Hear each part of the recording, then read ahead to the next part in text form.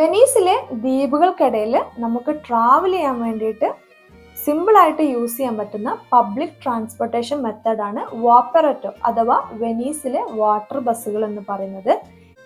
118ഓളം ദ്വീപുകളും അവയെ സെപ്പറേറ്റ് ചെയ്യുന്ന 150ഓളം കനാലുകളും അടങ്ങുന്ന വെനീസ് നഗരത്തെ താങ്ങി നിർത്തുന്നത് കളിമണ്ണിന്റെ അടിത്തട്ടിൽ വെച്ചിരിക്കുന്ന ദശലക്ഷക്കണക്കിന് മരത്തടികളാണ്. ഇവിടെ നിന്നാണ് വെനീസ് തുടങ്ങുന്നത്. അതായത് ഇവിടെ നിന്ന് അങ്ങോട്ട് ഇനി റോഡുകളില്ല.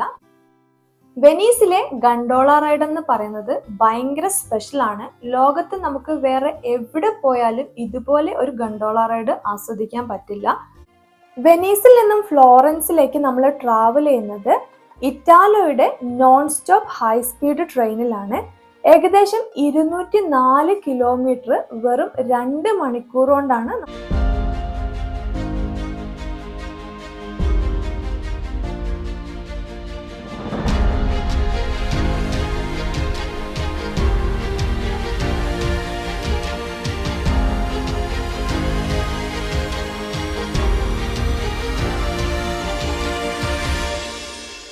വെള്ളത്തിനടിയിലായ വനത്തിൽ പൊങ്ങിക്കിടക്കുന്ന ഒരു നഗരം, കനാലുകളുടെ നാട് എന്നറിയപ്പെടുന്ന വെനീസിനെ പറ്റിയാണ് ഞാൻ പറഞ്ഞത്. ഇന്നത്തെ നമ്മുടെ വീഡിയോ സഞ്ചാരികളുടെ സ്വപ്ന നഗരമായിട്ടുള്ള വെനീസിലെ കാഴ്ചകളും വിശേഷങ്ങളുമാണ്. വെനീസ് എന്ന ലഗൂണിനെ കരയുമായിട്ട് കണക്ട് ചെയ്യുന്നത് ഇറ്റലിയിലെ മെസ്tre എന്ന് പറയുന്ന പ്ലേസുമായിട്ടാണ്. അവിടെ നിന്നും ബസ്സിലാണ് നമ്മൾ വെനീസിലേക്ക് പോകുന്നത്. നമ്മൾ ഇപ്പോൾ ഉള്ളത് വെനീസ് സെൻട്രൽ ബസ് സ്റ്റേഷനിലാണ്.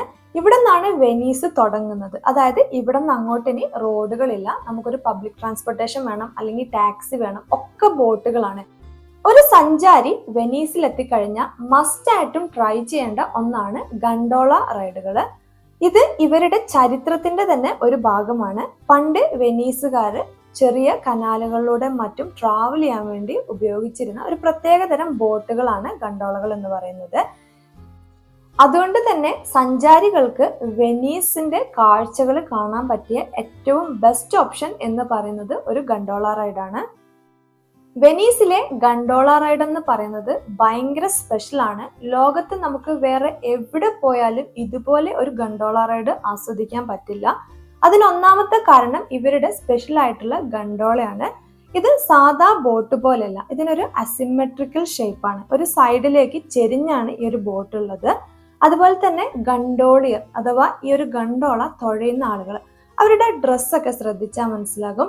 അവര് ബ്ലാക്കിൽ വൈറ്റ് സ്ട്രൈപ്പ് അല്ലെങ്കിൽ വൈറ്റിൽ റെഡ് സ്ട്രൈപ്പ്, ഈ ഒരു രീതിയിലുള്ള ഡ്രസ്സുകൾ മാത്രമാണ് യൂസ് ചെയ്യുന്നത്. അതായത് അവർ ട്രെയിൻഡ് ലൈസൻസ് ഉള്ള ഗണ്ടോളിയേഴ്സ് ആണ്. നമ്മൾ booking.com വഴിയാണ് ഈ ഒരു ഗണ്ടോള റൈഡ് ബുക്ക് ചെയ്തിട്ടുള്ളത്. പെർ പേഴ്സൺ 30 യൂറോ ആണ് booking.com വഴി ബുക്ക് ചെയ്യുമ്പോൾ വരുന്നത്. വെനീസ് എന്ന് പറയുന്നത് അറിയും തോറും നമ്മളെ അത്ഭുതപ്പെടുത്തുന്ന ഒരു നഗരമാണ്. റോഡുകളില്ല എന്ന് പറയുമ്പോൾ തന്നെ സാധാരണക്കാരുടെ ലൈഫ് സ്റ്റൈല് നമ്മളിൽ നിന്നും ഒത്തിരി മാറി. നമ്മളിപ്പോൾ കാണുന്ന ഒരു ബോട്ട് എന്ന് പറയുന്നത് കടകളിലേക്കും സാധാ വീടുകളിലേക്കും അവശ്യ സാധനങ്ങൾ കൊണ്ടുവന്ന ബോട്ടും തൊട്ടപ്പുറത്ത് വേസ്റ്റ് കളക്ട് ചെയ്യാൻ വന്ന ബോട്ടുമാണ്. എന്നാൽ എന്നെ അത്ഭുതപ്പെടുത്തിയത് മറ്റൊന്നാണ്. ഉൾക്കടലിലേക്ക് തള്ളി നിൽക്കുന്ന ഈ ഒരു ലഗൂണിന്റെ അടിത്തട്ടില് കളിമണ്ണാണ്. അതിന് മേലെയാണ് ഇത്രയും വലിയ ബിൽഡിങ്ങുകൾ 1000-ന് മേലെ വർഷങ്ങളായിട്ട് നമ്മളെ അത്ഭുതപ്പെടുത്തിക്കൊണ്ടിരിക്കുന്നത്. 118ഓളം ദ്വീപുകളും അവയെ സെപ്പറേറ്റ് ചെയ്യുന്ന 150ഓളം കനാലുകളും അടങ്ങുന്ന വെനീസ് നഗരത്തെ താങ്ങി നിർത്തുന്നത് കളിമണ്ണിന്റെ അടിത്തട്ടിൽ വെച്ചിരിക്കുന്ന ദശലക്ഷക്കണക്കിന് മരത്തടികളാണ്. ഞാൻ വീഡിയോയുടെ ഇൻട്രൊഡക്ഷനിൽ പറഞ്ഞതുപോലെ ഈ ഒരു നഗരത്തെ താങ്ങി നിർത്തുന്നത് വെള്ളത്തിനടിയിലായ ഒരു വനം തന്നെയാണ്. ഉരുക്കോ കോൺക്രീറ്റോ അല്ല, മറിച്ച് കൂടുതലും ആൾഡറും ഓക്ക് മരങ്ങളുമാണ് ഈ ഒരു നഗരത്തെ താങ്ങി നിർത്തുന്നത്. ഇത് 3 മീറ്റർ താഴ്ചയിലാണ് വ്യാപിച്ചിരിക്കുന്നത്. ഉപ്പുവെള്ളത്തില് ഈ മരത്തൂണുകൾ കാലക്രമേണ കല്ലായി അല്ലെങ്കിൽ കല്ലിനേക്കാൾ കാഠിന്യമുള്ള വസ്തുക്കളായിട്ട് മാറും എന്നാണ് പറയുന്നത്. മെഡീവിയൽ എഞ്ചിനീയറിംഗിന്റെ ഒരു എക്സ്ട്രാ ഓർഡിനറി അച്ചീവ്മെന്റ് ആയിട്ട് നമുക്കിതിനെ കാണാൻ പറ്റും. ഗണ്ടോള റൈഡിന് ശേഷം കനാലുകള്, ചെറിയ ഇടുങ്ങിയ വഴികള്, പിന്നെ വാട്ടർ ബസ്, വാട്ടർ ടാക്സി ഒക്കെ കണ്ട് നമ്മൾ ചെറിയൊരു നടത്തം ആ ഒരു ഏരിയ ഒന്ന് നടന്ന് കണ്ടു. വെനീസിലെ ദ്വീപുകൾക്കിടയിൽ നമുക്ക് ട്രാവൽ ചെയ്യാൻ വേണ്ടിയിട്ട് സിമ്പിൾ ആയിട്ട് യൂസ് ചെയ്യാൻ പറ്റുന്ന പബ്ലിക് ട്രാൻസ്പോർട്ടേഷൻ മെത്തേഡാണ് വാപ്പററ്റോ അഥവാ വെനീസിലെ വാട്ടർ ബസ്സുകൾ എന്ന് പറയുന്നത്. എമർജൻസി ആണെങ്കിൽ നമുക്ക് വാട്ടർ ടാക്സി കോൾ ചെയ്യാൻ പറ്റും. നമ്മൾ ഇപ്പോൾ ഉള്ളത് അവിടുത്തെ ഒരു ബസ് സ്റ്റോപ്പിലാണ്. അപ്പോൾ ബസ് സ്റ്റോപ്പിന്റെ തൊട്ട് പുറത്തായിട്ട് തന്നെ നമുക്ക് സെൽഫ് ടിക്കറ്റ് മെഷീനുകൾ കാണാൻ പറ്റും. ഈ ഒരു വാപ്പററ്റോ അഥവാ വെനീസിലെ വാട്ടർ ബസ്സിൽ നമ്മൾ ട്രാവൽ ചെയ്യുന്നത് ഗ്രാൻഡ് കനാലിലൂടെയാണ്. വെനീസിലെ ഏറ്റവും വലിയ കനാലാണ് ഗ്രാൻഡ് കനാല്. ഇതിനൊരു എസ് ഷേപ്പാണ്. അതായത് വെനീസ് നഗരത്തെ തന്നെ രണ്ടായി വിഭജിച്ചുകൊണ്ടാണ് ഈ ഒരു ഗ്രാൻഡ് കനാല് നമുക്ക് കാണാൻ കഴിയുന്നത്. നമ്മൾ ഗണ്ടോള റൈഡ് എടുത്തിട്ട് ഗ്രാൻഡ് കനാൽ ഏരിയയിലേക്ക് വന്നിട്ടില്ല. അതുകൊണ്ട് തന്നെ നമുക്ക് ആകെ മിസ് ചെയ്തു എന്ന് തോന്നിയിട്ടുള്ളത് ഗ്രാൻഡ് കനാലിന് കുറുകെയുള്ള റിയാൾട്ടോ ബ്രിഡ്ജിന് അടിയിലൂടെയുള്ള ഒരു സവാരിയായിരുന്നു. എന്നാൽ നിങ്ങൾ വെനീസ് യാത്ര ചെയ്യാൻ പ്ലാൻ ചെയ്യുന്നവരാണെങ്കിൽ നിങ്ങൾക്കുള്ളൊരു ടിപ്പാണ്, നമ്മൾ വാട്ടർ ലൈന് 1 എടുക്കുകയാണെങ്കിൽ എല്ലാ വാട്ടർ ബസ്സുകളും ഈ ഒരു റിയാൾട്ടോ ബ്രിഡ്ജിന് അടിയിലൂടെയാണ് പാസ് ചെയ്യുന്നത്. നമ്മൾ ഗണ്ടോള റൈഡ് ഗ്രാൻഡ് കനാൽ വഴി എടുക്കാത്തതിന് കാരണം ഇവിടെ എപ്പോഴും ട്രാഫിക് ആണ്, ആളുകളും ബഹളവും ഒക്കെയാണ്. ഇപ്പോൾ വെനീസിന്റെ ഭംഗി നമുക്ക് ആസ്വദിക്കണം എന്നുണ്ടെങ്കിൽ ചെറിയ കനാലുകൾ വഴിയുള്ള ഗണ്ടോള റൈഡുകളാണ് ബെറ്റർ. നമ്മൾ നേരെ മുന്നിൽ കാണുന്നത് വെനീസിലെ തന്നെ ഏറ്റവും ഫേമസ് ആയിട്ടുള്ള ഒരു ചർച്ചിന്റെ ഡോമാണ്. അത്യാവശ്യം എല്ലാ പ്ലേസിൽ നിന്നാലും നമുക്ക് ഈ ഒരു ഡോം കാണാൻ പറ്റും. വെനീസ് എന്ന് നമ്മൾ മനസ്സിൽ ആലോചിക്കുമ്പോൾ തന്നെ ഈ ഒരു ചർച്ചിന്റെ ഡോം ബാക്ക്ഗ്രൗണ്ടിലുള്ള ഒരു പിക്ചർ ആയിരിക്കും നമ്മുടെ മനസ്സിലേക്ക് വരുന്നത്. നമ്മൾ ഇപ്പോൾ ഉള്ളത് വെനീസിലെ സെന്റ് മാർക്ക് സ്ക്വയറിലാണ്. വെനീസിലെ തന്നെ ഏറ്റവും തിരക്കേറിയ ഭാഗം. ഈ ഒരു സ്ക്വയറിലാണ് സെന്റ് മാർക്ക് ബസിലിക്ക, ഇവരുടെ ഡ്യൂഗസ് പാലസ്, വെൽ ടവർ ഒക്കെ വരുന്നത്. 8000 ചതുരശ്ര മീറ്ററിലധികം വിസ്തൃതിയുള്ള ഈ ഒരു ചർച്ചിന്റെ ഇന്റീരിയർ വരുന്നത് മെയിൻ ആയിട്ട് ഗോൾഡ് വർക്കിലാണ്. അതുകൊണ്ട് തന്നെ ചർച്ച് ഓഫ് ഗോൾഡ് എന്നും ഇതിനൊരു വിളിപ്പേരുണ്ട്. വെനീസിലെ ഏറ്റവും ഉയരം കൂടിയ കൺസ്ട്രക്ഷൻ ആണ് അവിടുത്തെ ബെൽ ടവർ. അപ്പോൾ വെനീസിന്റെ ഒരു പനോരമാറ്റിക് വ്യൂ കാണാനുള്ള ബെസ്റ്റ് ഓപ്ഷനും ഈ ഒരു ബെൽ ടവറിന്റെ ടോപ്പ് വിസിറ്റ് ചെയ്യുക എന്നുള്ളതാണ്.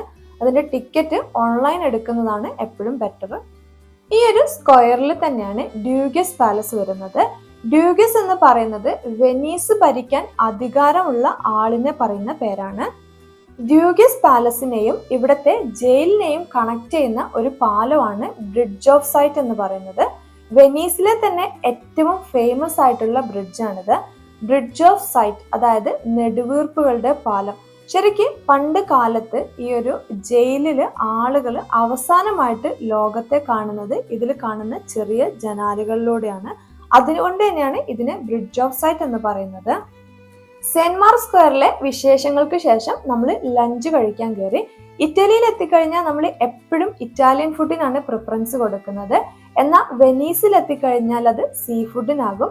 കാരണം ലോകത്തിലെ ഏറ്റവും ബെസ്റ്റ് സീ ഫുഡ് കിട്ടുന്ന സ്ഥലങ്ങളിൽ ഒന്നാണ് വെനീസ് എന്ന് പറയുന്നത്. നെക്സ്റ്റ് നമ്മൾ പോകുന്നത് ലൈബ്രറിയ അക്വ ആൾട്ട എന്ന് പറയുന്ന ഒരു ലൈബ്രറിയിലേക്കാണ്. അങ്ങോട്ട് പോകുന്ന വഴി നല്ല രസമാണ്. ഭയങ്കര ഇടുങ്ങിയ ഒരു വഴിയിലൂടെ വേണം അങ്ങോട്ടേക്ക് പോകാൻ.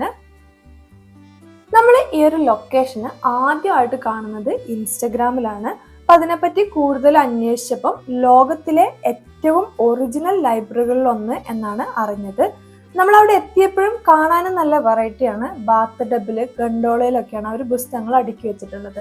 പക്ഷെ ഇൻസ്റ്റഗ്രാമിൽ വൈറലായ ഒരു പ്ലേസ് എന്നതുകൊണ്ട് തന്നെ അത്യാവശ്യം നല്ല തിരക്കുണ്ടായിരുന്നു.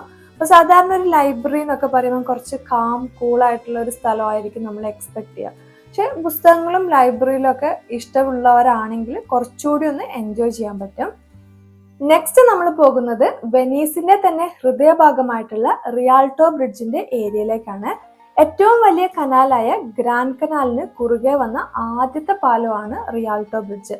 അപ്പോൾ കച്ചവടക്കാരും മറ്റും യാത്ര ചെയ്യാനും ഒക്കെ മോസ്റ്റ് ആയിട്ട് ഈ ഒരു പാലം തന്നെ യൂസ് ചെയ്യും. പിന്നീട് വെനീസിന്റെ ഹൃദയഭാഗമായി മാറുകയും ചെയ്ത ഒരു പാലമാണിത്. ഇപ്പോഴും നമ്മൾ ആ ഒരു ഏരിയയിൽ പോയിട്ടുണ്ടെങ്കിൽ പാലത്തിനകത്താണെങ്കിലും പാലത്തിന് പുറത്താണെങ്കിലും ഒത്തിരി കച്ചവടക്കാരെയും ഒത്തിരി റെസ്റ്റോറൻറ്റ്സും ഒക്കെ കാണുന്ന ഒരു പ്ലേസ് ആണിത്. അങ്ങനെ വെനീസിലെ ഗണ്ടോള റൈഡും കാഴ്ചകൾക്കൊക്കെ ശേഷം നമ്മൾ തിരിച്ച് സെൻട്രൽ ബസ് സ്റ്റേഷനിലേക്ക് തന്നെ പോകണം. നമ്മൾ വീണ്ടും ബസ് വാട്ടർ ലൈന് 1 എടുത്തിട്ടുള്ളത് സെൻട്രൽ ബസ് സ്റ്റേഷനിലേക്ക്. നമ്മൾ രാവിലെ സെൻട്രൽ ബസ് സ്റ്റേഷനിൽ സെന്റ് മാർക്ക് സ്ക്വയർ വരെ ഒരു സിംഗിൾ ടിക്കറ്റ് ആണ് യൂസ് ചെയ്തത്. പിന്നെ ബാക്കി ഫുള്ള് നമ്മൾ നടന്നാണ് എക്സ്പ്ലോർ ചെയ്തത്. ഇനി തിരിച്ച് നമ്മൾ റിയാൾട്ടോ ബ്രിഡ്ജിന്റെ സ്റ്റേഷനിൽ നിന്നും സെൻട്രൽ ബസ് സ്റ്റേഷനിലേക്ക് ഒരു സിംഗിൾ ടിക്കറ്റ് ആണ് യൂസ് ചെയ്യുന്നത്. Single ticket, full day, 1 week ticket, അങ്ങനെ ഒത്തിരി വെറൈറ്റി ടിക്കറ്റുകൾ അവൈലബിൾ ആണ്. ഏറ്റവും സിമ്പിൾ ആയിട്ട് ടിക്കറ്റ് എടുക്കാനുള്ള മാർഗം എന്ന് പറയുന്നത് ഈ ഒരു ബസ് സ്റ്റോപ്പിനൊക്കെ പുറത്തായിട്ട് കാണുന്ന സെൽഫ് ടിക്കറ്റ് മെഷീനുകളാണ്.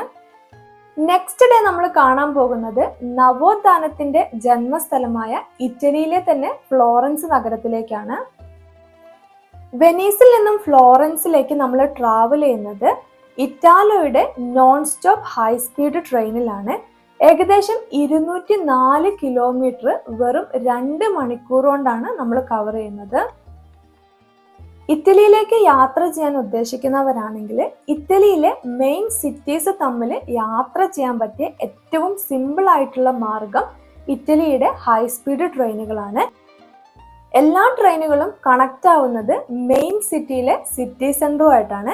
ഇത് ട്രാവലേഴ്സിനെ കുറച്ചുകൂടി സിമ്പിൾ ആയിട്ട് ട്രാവൽ ചെയ്യാൻ ഹെൽപ്പ് ചെയ്യുന്നുണ്ട്. വെനീസിലെ കാഴ്ചകളും വിശേഷങ്ങളും ഇൻട്രസ്റ്റിംഗ് ആയിരുന്നു. എല്ലാവർക്കും ഇഷ്ടപ്പെട്ടു എന്ന് വിചാരിക്കുന്നു. ഫ്ലോറൻസിലെ വിശേഷവുമായി അടുത്ത വീഡിയോയിൽ കാണാം. Thanks for watching.